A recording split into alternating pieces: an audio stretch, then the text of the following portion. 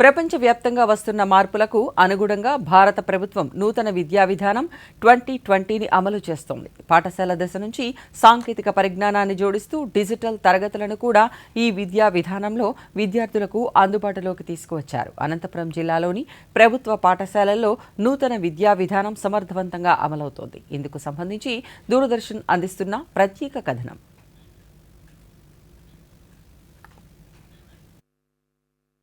అనంతపురం జిల్లాలోని ఆత్మకూరు మండల కేంద్రంలోని జిల్లా పరిషత్ ఉన్నత పాఠశాలలో నూతన విద్యా విధానం అమలవుతోంది.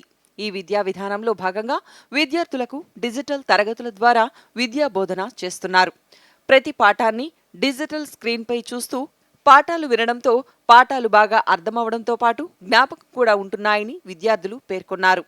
మాకు ఎన్ఈపి 2020లో భాగంగా ల్యాబ్స్ శాంక్షన్ అయ్యాయి. ఇంతకుముందు మేము టెక్స్ట్ బుక్స్లో చూసే ఎక్స్పెరిమెంట్స్ చదవడం, డయాగ్రామ్స్ చూడడం కన్నా ఇప్పుడు మమ్మల్ని మా ఉపాధ్యాయులు ల్యాబ్స్కి తీసుకువెళ్ళి వాటిని చూపించడం వల్ల మేము ప్రాక్టికల్గా చేయడం వలన దానిని ఖచ్చితంగా అర్థం చేసుకోగలుగుతున్నాము. మాకు దానిపై మునుపటి కంటే ఇప్పుడు అవగాహన కలుగుతుంది. ఎన్ఈపి 2020లో భాగంగా ల్యాబొరేటరీలో ప్రయోగాలను చేసి చూపించడం వలన నా సైన్స్ బాగా అర్థమవుతుంది. కాన్సెప్ట్ను గుర్తుంచుకుంటున్నాం. లెర్నింగ్ బై డూయింగ్ ప్రోగ్రామ్ ద్వారా విద్యను చాలా బాగా అభ్యసిస్తున్నాం. Thanks for Modiji. నూతన విద్యా విధానం అమలులో భాగంగా పాఠశాలలో సైన్స్ ల్యాబ్లను అందుబాటులోకి తీసుకువచ్చారు. దీంతో విద్యార్థులు ల్యాబ్లో పాఠానికి సంబంధించిన వివరాలను ఆసక్తిగా తెలుసుకుంటున్నారు. ఒకప్పుడు పాఠ్య పుస్తకాలలో చూసిన ప్రతి పరికరాన్ని నేడు ఈ ల్యాబ్ల ద్వారా చూస్తూ నేర్చుకోవడం ద్వారా పాఠాలు ఎంతో సులువుగా అర్థమవుతున్నాయని విద్యార్థులు తెలిపారు. కేంద్ర ప్రభుత్వం ఇచ్చిన డబ్బుతో మేము ఎక్స్పోజర్ విజిట్కు వెళ్ళాము. దీనిలో భాగంగా మేము మన జిల్లాలోని పుట్టపర్తి మరియు లేపాక్షిని సందర్శించాము. మేము మొదటగా పుట్టపర్తికి వెళ్ళాము. పుట్టపర్తిలోని మ్యూజియం మరియు ప్లానెటోరియంను సందర్శించాము. ప్లానెటోరియంలో మేము అంతరిక్షం గురించి తెలుసుకున్నాము. ఆ తర్వాత మేము మ్యూజియంకు వెళ్ళి లేపాక్షికి వెళ్ళాము.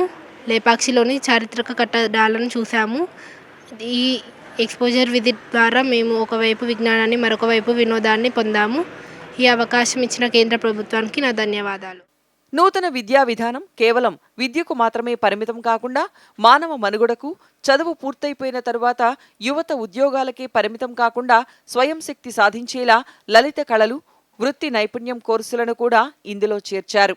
విద్యార్థులు నెలలో ఒకరోజు పాఠశాల పరిసర గ్రామాలకు వెళ్లి పరిసరాల పరిశుభ్రత, పర్యావరణ పరిరక్షణ, పచ్చదనం, మొక్కలు నాటే కార్యక్రమంపై ప్రజలకు అవగాహన కల్పిస్తున్నారు.